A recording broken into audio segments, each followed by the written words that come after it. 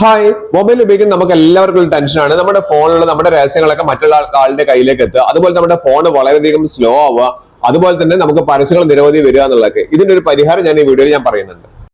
Mobile ഉപയോഗിക്കുന്നത് നമ്മൾ എല്ലാവരും പ്രധാനമായും ഉപയോഗിക്കുന്ന ഒരു കാര്യമാണ് ഗൂഗിൾ ക്രോം, അതുപോലെ തന്നെ ഗൂഗിൾ. നമ്മൾ പല കാര്യങ്ങളും പല വെബ്സൈറ്റിലും കയറാൻ വേണ്ടി നമ്മൾ ഗൂഗിളിൽ കയറാറുണ്ട്. അതിൽ നമ്മൾ സെർച്ച് ഓപ്ഷനിൽ നമുക്ക് പല കാര്യങ്ങളും രഹസ്യമുള്ള കാര്യങ്ങളൊക്കെ നമ്മൾ അതിൽ സെർച്ച് ചെയ്ത് നോക്കുന്നുണ്ട്. ഈ കാര്യങ്ങളെല്ലാം ഗൂഗിളിന്റെ കയ്യിലേക്ക് കിട്ടും.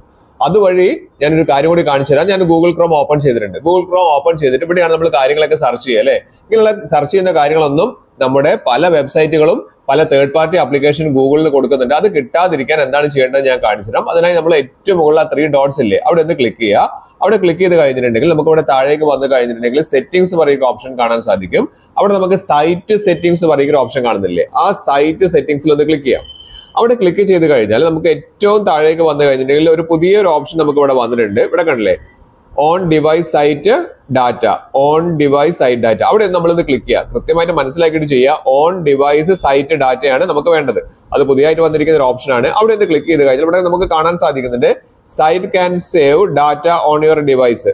അതായത് ഈ സൈറ്റുകളെല്ലാം നമ്മൾ സെർച്ച് ചെയ്യുന്ന കാര്യങ്ങളെല്ലാം നമ്മുടെ ഡാറ്റ എല്ലാം അവർ എന്ത് ചെയ്യുന്നുണ്ട്, സേവ് ചെയ്ത് വെക്കുന്നുണ്ട്. അപ്പൊ അത് ചെയ്യാതിരിക്കാൻ വേണ്ടി നമ്മൾ എന്ത് ചെയ്യുക, ജസ്റ്റ് അതിലൊന്ന് ക്ലിക്ക് ചെയ്ത് കഴിഞ്ഞാൽ ഇവിടെ പുതിയൊരു ഓപ്ഷൻ കാണിക്കുന്നുണ്ട്. ഇവിടെ നമ്മളോട് പറയുന്നുണ്ട് 2 ഓപ്ഷൻസ് ഇവിടെ കാണിക്കുന്നുണ്ട്. ഇനി നിങ്ങൾ സെർച്ച് ചെയ്യുന്ന കാര്യങ്ങളൊന്നും മറ്റാരും അറിയരുത്, തേർഡ് പാർട്ടിയിലേക്കൊന്നും പോകരുത് എങ്കിൽ നമുക്ക് ആദ്യം കൊടുത്തിരിക്കുന്ന ആ ഒരു ഓപ്ഷൻ ഉണ്ടല്ലോ, അത് എലോ ആണ്.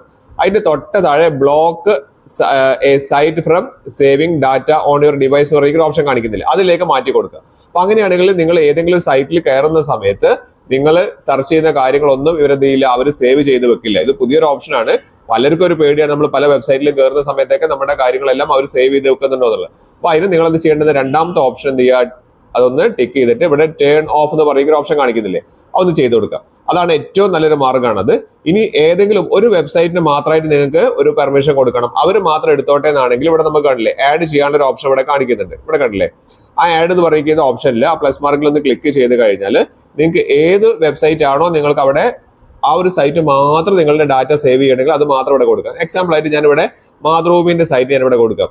ഞാൻ ഇടയ്ക്കിടയ്ക്ക് മാതൃഭൂമി ന്യൂസ് കാണുന്ന ആളായതുകൊണ്ട് ഞാൻ ആ സൈറ്റ് അവർ വേണമെങ്കിൽ എന്റെ ഡാറ്റകൾ സേവ് ചെയ്തോട്ടെ എന്നാണ് നമുക്ക് തോന്നുന്നതെങ്കിൽ ഇവിടെ കൊടുക്കാണ് www.മാതൃഭൂമി.com ഞാൻ ഇവിടെ ടൈപ്പ് ചെയ്തു. അതിനുശേഷം ഇവിടെ ആഡ് കൊടുത്തു കഴിഞ്ഞാൽ ഈ ഒരു വെബ്സൈറ്റ് നമ്മൾ പെർമിഷൻ കൊടുക്കുകയാണ്. ബാക്കിയുള്ള ഒരു സൈറ്റിലും നിങ്ങൾ കയറി കഴിഞ്ഞിട്ടുണ്ടെങ്കിൽ അവരാരും നിങ്ങളുടെ ഡാറ്റ നിങ്ങൾ സെർച്ച് ചെയ്ത കാര്യങ്ങളൊന്നും അവർ സേവ് ചെയ്ത് വെക്കില്ല. അതുവഴി നമുക്ക് പല രീതിയിൽ നമ്മുടെ ഫോൺ വളരെയധികം സ്പീഡ് കൂട്ടാനും അതുപോലെ തന്നെ പല പരസ്യങ്ങൾ തേർഡ് പാർട്ടിക്ക് വഴി നമുക്ക് വരുന്ന പരസ്യങ്ങളൊക്കെ ഒഴിവാക്കാനും സാധിക്കും.